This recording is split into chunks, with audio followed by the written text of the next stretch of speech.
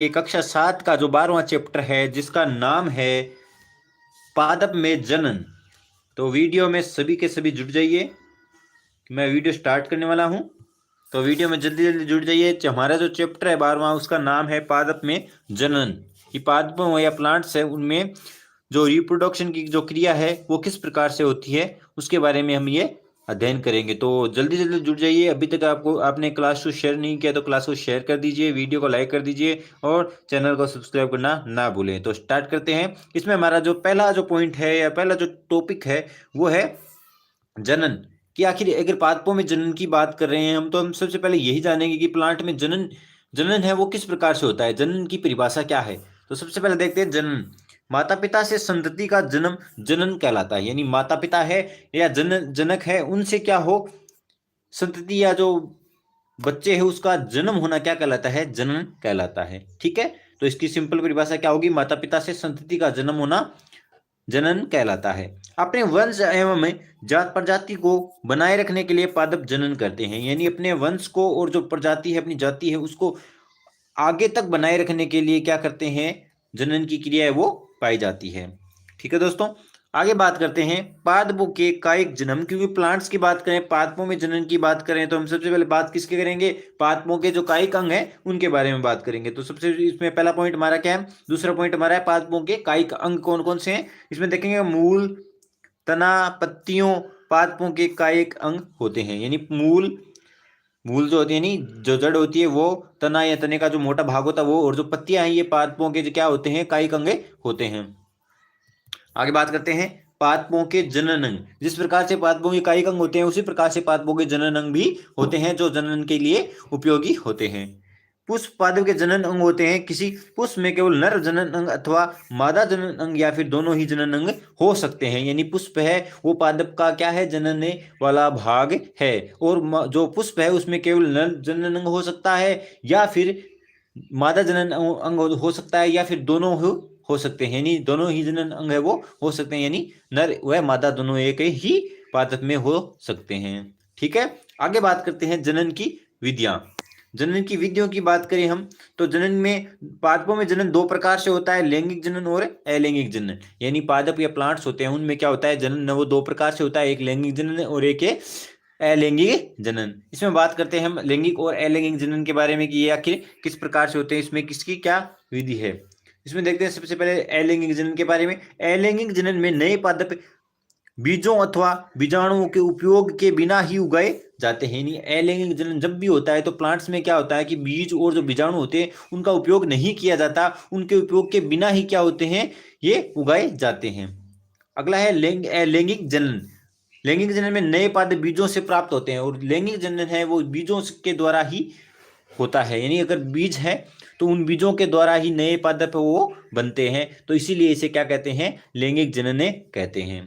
ठीक है दोस्तों, आगे बात करते हैं। नेक्स्ट हमारा जो पॉइंट है वो है कायिक प्रवर्धन या वेजिटेटिव प्रोपेगेशन। ठीक है, इसमें देखते हैं कायिक प्रवर्धन के बारे में। यह एक प्रकार का अलैंगिक जनन, यानी कायिक प्रवर्धन है यह एक प्रकार का अलैंगिक जनन है जिसमें पादप के कई भागों जैसे मूल, तने, पत्ती अथवा कली यानी मुकुल जैसे किसी अंग द्वारा नया पादप प्राप्त किया जाता है। यानी क्या होता है कि जो कायिक प्रवर्धन की या जो प्रक्रिया है इसमें क्या होता है कि कोई भी पादप का भाग है, जैसे मूल हो गया, तना हो गया, पत्ती हो गई या कली हो गया, इनके द्वारा ही क्या बनता है, नया पादप वो प्राप्त होता है। कायिक प्रवर्धन द्वारा कम समय में पादपों को उगाया जा सकता है। यानी कायिक जो प्रवर्धन हो रहा है उसमें कम समय यानी टाइम कम होगा और पादपों को उगाया जा सकता है। इस विधि द्वारा बने पादप जनक पादप की यथार्थ प्रतिलिपि होते हैं। और इस विधि में जब क्या बनता है, जो नया पादप बनता है या जनक के द्वारा जो नया पादप बन रहा है उस पादप की जो प्रतिलिपि है या उस पादप की जो फोटोकॉपी है वो एक समान होगी। यानी जो जनक जिस प्रकार का पादप बनेगा उसी प्रकार का जो नया पादप है वो बनेगा। ठीक है, तो इसमें कायिक प्रवर्धन है उसके उदाहरण देख लेते हैं कुछ। है कलम द्वारा नए पादपों को उगाना। दूसरा है कायिक कलिकाओं द्वारा नए पौधों को उगाना, जो कायिक जो कलिकाएं होती हैं उनके द्वारा। आलू, अदरक एवं हल्दी की जो आंख होती है उनसे निकली जो कलिकाएं हैं उनके द्वारा कायिक प्रवर्धन होता है। आगे बात करते हैं ब्रायोफिल्म पत्थरचट्टा। यानी ब्रायोफिल्म या पत्थरचट्टा एक ये पादप है में पत्ती के किनारे के गर्त से निकली कलिकाओं के द्वारा। यानी जो जो पत्तियां होती हैं बायोफिल्म की ब्रायोफिल्म या पत्थर है उसकी पत्तियां होती है, उसके किनारे से गर्त निकले होते हैं, उन गर्तों से की जो कलिका है उनके द्वारा भी कायिक प्रवर्धन हो सकता है। शकरकंद और डहेलिया जैसे पादपों की जड़ें भी नए पादपों को जन्म दे सकती है। शकरकंदी और जो डहेलिया जैसे पादप उनके द्वारा भी क्या होता है, नए पादपों बने सकते हैं। केकेट से जैसे पादपों के भाग मुख्य पादप से अलग होकर नए पादप को जन्म देता है। केकेट से एक प्लांट है या पादप है, वो क्या करता है, उसका जो मुख्य पादप है, जो उसके जो भाग है उनके द्वारा है मुख्य पादप से अलग हो जाते हैं, और उन अलग होने के कारण वो जो पादप के जो अलग भाग होते हैं वो जमीन पर गिरने से नया पादप बने जाता है। ठीक है दोस्तों, आगे बात करते हैं बडिंग या मुकुलन। बडिंग या मुकुलन, ठीक है, ध्यान से देखिएगा, ये इंपॉर्टेंट क्वेश्चन है। ठीक है, ये इंपॉर्टेंट है, ये आपकी परीक्षा में आ सकता है, तो इसको ध्यान से देखिएगा, मुकुलन या बडिंग। ठीक है, स्टार्ट करते हैं। यीस्ट एक एकल कोशिका या एक कोशिक जीव है, यानी मुकुलन के अंदर जब भी कोई मुकुलन होता है तो मुकुलन में क्या होता है, यीस्ट कोशिका है वो ही इसमें भाग लेती है, जो क्या होती है, एकल कोशिका होती है, या इसे एक कोशिकीय जीव भी कहते हैं, यानी यीस्ट को क्या बोलते हैं, एक कोशिकीय जीव बोलते हैं। यीस्ट कोशिका से बाहर निकलने वाला छोटे बल्ब जैसा पर्वत मुकुल या कली कहलाता है। अब क्वेश्चन पूछा था कि मुकुल क्या है, तो मुकुल है वो क्या है, यीस्ट कोशिका है, उस कोशिका से बाहर निकलता है एक छोटा सा बल्ब जैसा पर्वत निकलता है, उस पर्वत को क्या बोलते हैं, मुकुल या कली बोलते हैं। मुकुल क्रमशः वृद्धि करता है, और ये जो मुकुल जो निकला है बाहर, छोटे बल्ब जैसा जो पर्वत निकला है, ये क्या करता है, वृद्धि करता है, और जनक कोशिका से विलग होकर नई यीस्ट कोशिका बनाता है।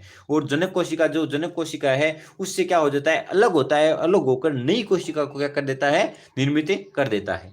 नई यीस्ट कोशिका विकसित होकर परिपक्व हो जाती है, और जो जनक कोशिका से जो बनी नई कोशिका है वो क्या हो जाएगी, विकसित हो जाएगी, और विकसित होकर वह परिपक्व हो जाती है, पक जाती है, और फिर नई यीस्ट कोशिका बनाती है, और उस परिपक्व यीस्ट कोशिका से एक और नई यीस्ट कोशिका वो बनाती है। कभी कभी नवीन मुकुल से नए मुकुल विकसित हो जाते हैं, और जो नए मुकुल है उन्हीं से क्या बन जाते हैं, नए मुकुल है वो बन जाते हैं, नई कली है वो बन जाती है, जिससे ये एक मुकुल श्रृंखला बन जाती है। और इसके कारण क्या होते हैं कि नवीन मुकुल से नए मुकुल बनने के कारण क्या होती है, एक मुकुल की श्रृंखला ही बने जाती है। यह यदि है प्रक्रम चलता रहे तो कुछ ही समय में बहुत अधिक संख्या में यीस्ट कोशिका बन जाती है, और यह प्रक्रम है वो लगातार चलता रहे तो क्या होगा कि थोड़े ही समय में या कुछ ही समय में क्या होगा, बहुत अधिक मात्रा में या अधिक बहुत संख्या के अंदर यीस्ट कोशिकाएं का निर्माण हो जाएगा, या यीस्ट कोशिकाएं बन जाएगी। आगे बात करते हैं, जो यीस्ट कोशिका है उसका जो डायग्राम है वो कि किस प्रकार से यीस्ट कोशिका में मुकुलन होता है या जनन होता है, मुकुलन द्वारा जनन होता है, वो देखते हैं। यीस्ट कोशिका ये क्या है, ये पूरी यीस्ट कोशिका है। ठीक है, यीस्ट कोशिका में मुकुल विकसित इस प्रकार से हुए हैं, ये जो क्षेत्र निकल रहा है, ये जैसे मुकुल यीस्ट कोशिका इस प्रकार की थी, फिर ये और ये इसका जो ये क्षेत्र वाला भाग है ये क्या हो जाएगा, आगे की तरफ उभर जाएगा। ठीक है, इसके बाद ये क्या, यहाँ पे क्या बनेगा, नया मुकुल है वो बनेगा, और इस प्रकार से ये मुकुल की जो श्रृंखला है वो बन जाएगी। ठीक है दोस्तों, आगे बात करते हैं खंडन। आगे बात करेंगे हम खंडन या टूटना। शैवालों में खंडन विधि द्वारा जनन होता है, यानी जो एल्गी होते हैं, एल्गीज होते हैं या शैवाल होते हैं, उनमें क्या होता है कि खंडन की जो विधि होती है उस खंडन की विधि के द्वारा ही जनन होता है। जब जल और पोषक तत्व उपलब्ध होते हैं, यानी जब जल, पानी या और जो पोषक तत्व होते हैं, कार्बोहाइड्रेट, प्रोटीन वसा आदि उपलब्ध होते हैं, तो शैवाल वृद्धि करते हैं। तो तब क्या करते हैं, एल्गीज या शैवाल है वो क्या करते हैं, वृद्धि करते हैं, और तेजी से खंडन द्वारा गुणन करते हैं, और तेजी से क्या करते हैं, खंडन करते हैं और गुणन करते हैं। शैवाल दो या अधिक खंडों में विखंडित हो जाता है, और जो शैवाल है वो दो से अधिक जो खंड होते हैं उनमें टूट जाता है। ये खंड अथवा टुकड़े नए जीवों में वृद्धि कर जाते हैं, और जो ये खंड या जो टुकड़े होते हैं ये नए जो जीव होते हैं उनमें क्या कर देते हैं, वृद्धि कर जाते हैं। यह प्रक्रम निरंतर चलता रहता है, और यह प्रक्रिया है वो किस प्रकार से चलती रहती है, निरंतर लगातार चलती रहती है, और कुछ ही समय में शैवाल एक बड़े क्षेत्र में फैल जाते हैं, और कुछ ही टाइम में या कुछ ही जो समय है उसमें क्या होता है कि शैवाल है वो क्या कर लेता है, एक बड़े क्षेत्र में फैले जाता है। ठीक है दोस्तों, आगे बात करते हैं, जो डायग्राम है एक शैवाल यानी स्पाइरोगोरा जो गायरा जो एक शैवाल है उसमें खंडन है वो किस प्रकार से होता है उसके बारे में देखते हैं। ये क्या है, स्पाइरोगायरा जो है एक शैवाल है उसका एक डायग्राम है। तो इस प्रकार ये सबसे पहले इसकी ये संरचना है, उसके बाद ये क्या हो जाता है, दो भागों में टूट जाता है, इसका क्या हो जाता है, खंडन हो जाता है। ठीक है दोस्तों, आगे बात करते हैं बीजाणु निर्माण। इसके बाद बात करेंगे हम बीजाणु का निर्माण या बीजाणु निर्माण। बीजाणु है, बीजाणु अलैंगिक जनन करते हैं, यानी जो बीजाणु होते हैं वो क्या किस प्रकार का जनन करते हैं, वो अलैंगिक जनन करते हैं। प्रत्येक उच्च ताप और निम्न आर्द्रता जैसे प्रतिकूल परिस्थितियों को झेलने के लिए कठोर सुरक्षात्मक आवरण से ढका रहता है। यानी उच्च ताप हो या निम्न आर्द्रता जैसी जैसी कोई प्रतिकूल परिस्थितियां होती है तो उसको झेलने के लिए इसका जो क्षेत्र है उसको ढकने के लिए क्या होता है, कठोर एक सुरक्षात्मक आवरण रहता है। लंबे समय तक जीवित रहने के साथ साथ अनुकूल परिस्थितियों में अंकुरित होकर नए जीव में विकसित हो जाते हैं। और लंबे समय तक क्या कर लेते हैं, जीवित रहने के साथ साथ, यानी ये लंबे समय तक जीवित रह जाते हैं और जो अनुकूल परिस्थितियां उनमें अंकुरित हो जाते हैं और नए जीवन में या नए जीव में विकसित हो जाते हैं। मोर्स और फर्न जैसे पादपों में भी जनन बीजाणु द्वारा होता है। मोर्स और जो फर्न जैसे प्लांट होते हैं उनमें भी जनन है वो किसके द्वारा होता है, बीजाणुओं के द्वारा या स्पोर्स के द्वारा होता है। ठीक है दोस्तों, आगे बात करते हैं लैंगिक जनन। आगे बात करेंगे लैंगिक जनन के बारे में, कुछ बातें हैं वो देखेंगे।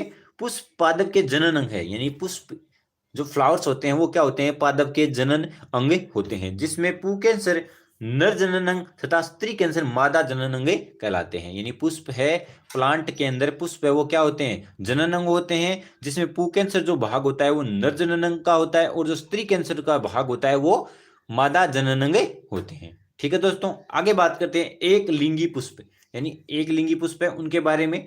जिस पुष्प में पुंकेसर अथवा स्त्री कैंसर में से कोई एक हो, यानी उसमें कोई पुष्प है और उस पुष्प में क्या हो कि या तो स्त्री कैंसर हो या फिर पुंकेसर हो, तो उसे क्या कहेंगे, एक लिंगी पुष्प कहते हैं। और एक लिंगी पुष्प है वो किन किन में पाए जाते हैं, कौन कौन से प्लांटों में, वह मक्का, पपीता, ककड़ी, खीरा।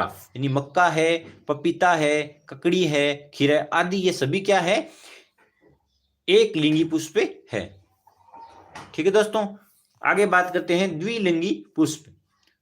जिन पुष्पों में पुंकेसर और स्त्री कैंसर दोनों हो उन्हें क्या कहते हैं, द्विलिंगी पुष्प कहते हैं। और उदाहरण देखिए सरसों, गुलाब, पिटूनिया, ये आदि जो प्लांट है उनमें द्विलिंगी पुष्प है वो पाए जाते हैं। ठीक है दोस्तों, यानी पुंकेसर और जो स्त्री कैंसर दोनों ही पाए जाएं तो उसे क्या कहेंगे, द्विलिंगी पुष्प है वो कहेंगे। आगे बात करते हैं पुष्प के बारे में। ये पुष्प आखिर क्या है, पुष्प के बारे में देखते हैं। इसमें पहला है नर युग्मक, नर युग्मक पुष्प है उसके बारे में। पुंकेसर में परागकोश और तंतु होते हैं, यानी जो पुंकेसर होते हैं उसमें क्या होता है, एक परागकोश होता है और साथ में तंतु भी होते हैं। परागकोश में परागकण होते हैं जो नर युग्मक बनाते हैं। यानी पुंकेसर में क्या पाया जाता है, परागकोश पाया जाता है और तंतु पाया जाता है। तो परागकोश होता है उसमें परागकण होता है और जो क्या होते हैं, नर युग्मक का निर्माण करते हैं। आगे है मादा युग्मक। स्त्री कैंसर में वर्तिकाग्र, वर्तिका और अंडाशय होते हैं, यानी और जो स्त्री कैंसर होता है, स्त्री कैंसर पुष्प का जो स्त्री कैंसर भाग होता है उसमें वर्तिकाग्र होती है, वर्तिका होती है और अंडाशय होते हैं।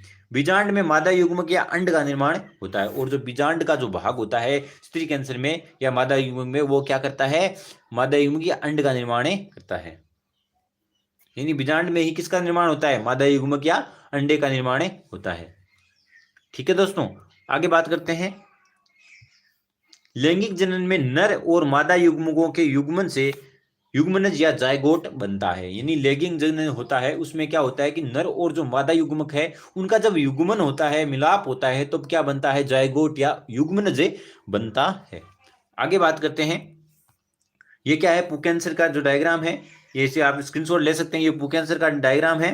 ठीक है, इसमें ये क्षेत्र, ये तो क्या किसका क्षेत्र है, परागकोश का, जिसमें क्या पाए जाते हैं, परागकण है वो पाए जाते हैं। ठीक है, और ये क्या है, कनेक्टिव का भाग है, ये जुड़ा है जो परागकोश तंतु से जो जुड़ा है, इस कनेक्टिव भाग को क्या कहते हैं, कनेक्टिव कहते हैं। ठीक है, आगे बात करते हैं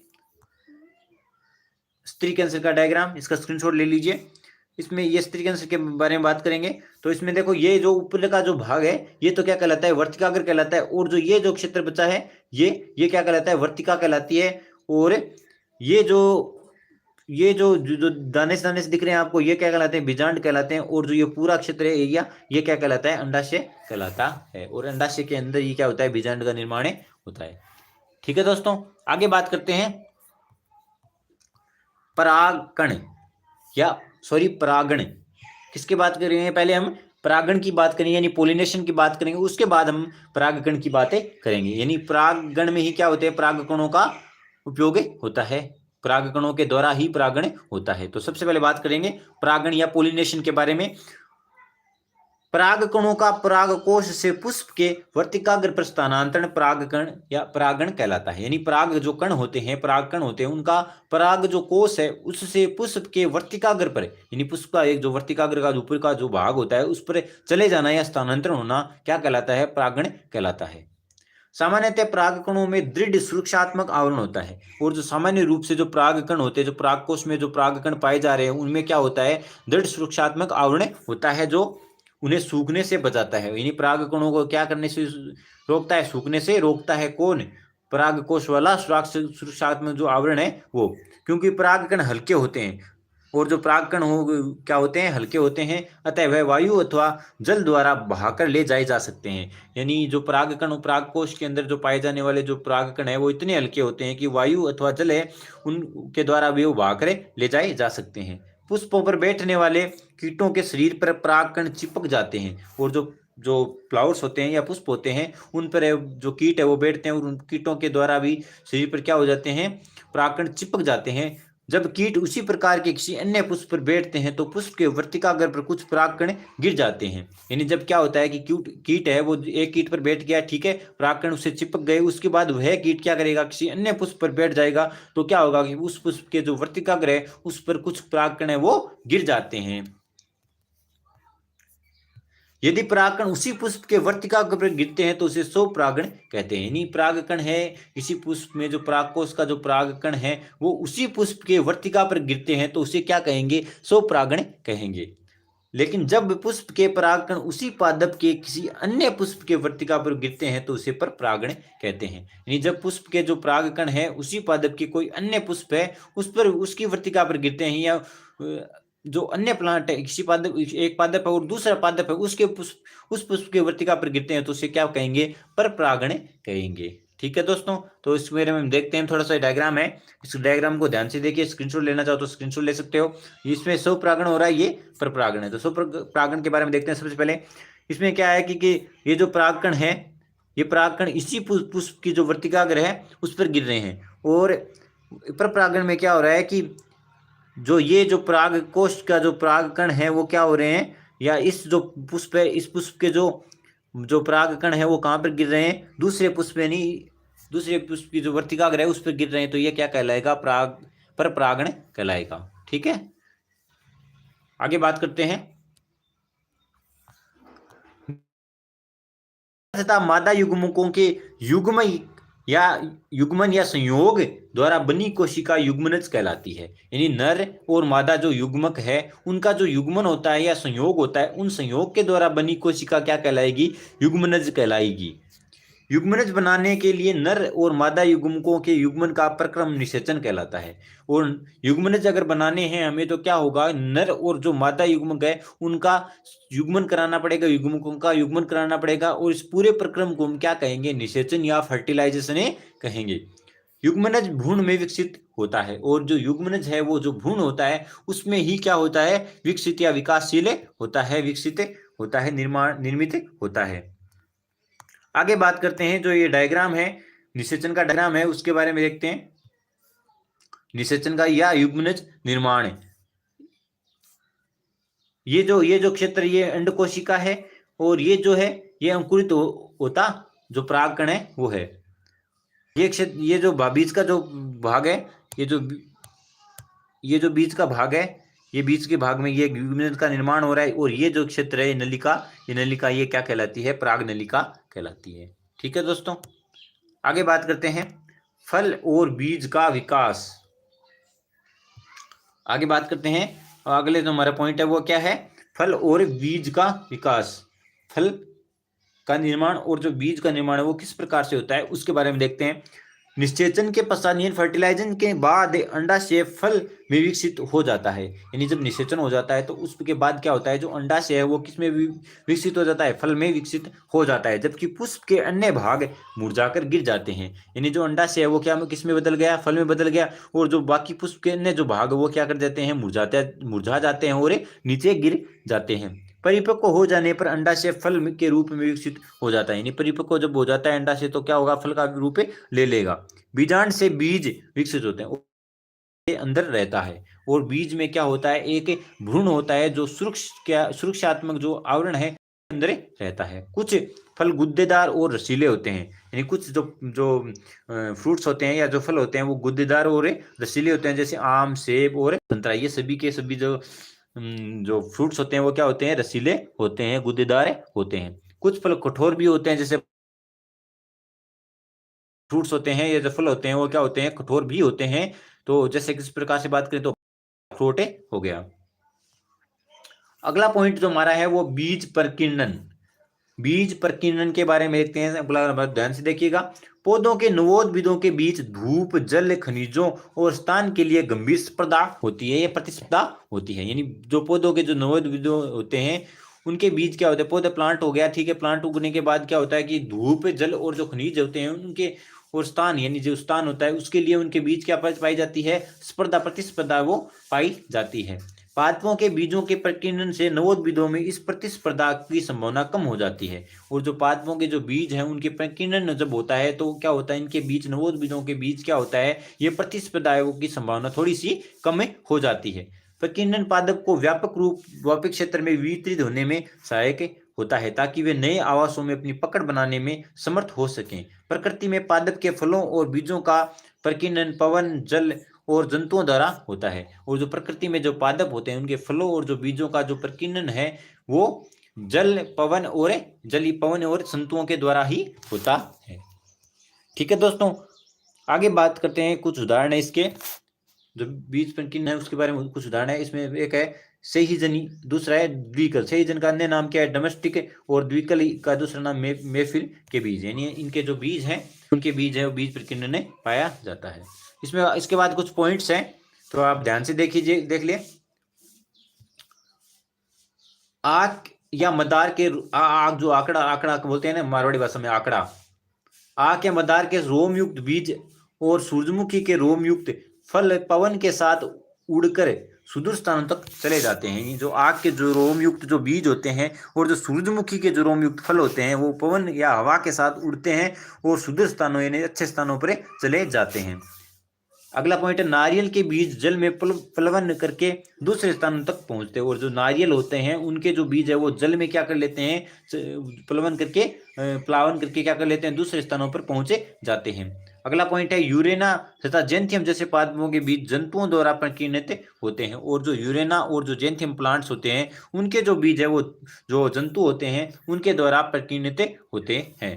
अगला एरेंडिया, एरेंडे और बालसम जैसे पादपों या प्लांट्स के फल झटके के साथ फट जाते हैं, जिससे उनके अंदर स्थित बीज प्रकीर्णित होकर पादप से दूर जाकर गिरते हैं। और जो एरेंडी और जो बालसम होते हैं उनके जो प्लांट है उनके जो फल है वो झटके के साथ फटते हैं, जिसके कारण क्या होता है कि अंदर स्थित जो बीज है वो प्रकीर्णित होता है और पादप से दूर जाकर गिरता है, और वहां पर क्या होता है, ये जो क्रिया क्या कहलाती है, जो ये पॉइंट है सारे के सारे वो क्या है, बीज प्रकीर्णन के पॉइंट्स हैं। तो इनको आप ध्यान से देख लीजिए। अगर आपको ये जो चैप्टर हमने ये पूरा चैप्टर पढ़ लिया है, अगर आपको ये वीडियो पसंद आया हो वीडियो को लाइक कर दीजिए, चैनल को सब्सक्राइब कर दीजिए, और जो हमारी जो क्लास है उसको क्या कर लीजिए, शेयर जरूर कीजिए। तो अभी क्लास करते हैं ख़त्म, कल मिलेंगे नेक्स्ट वीडियो में, तब तक के लिए धन्यवाद।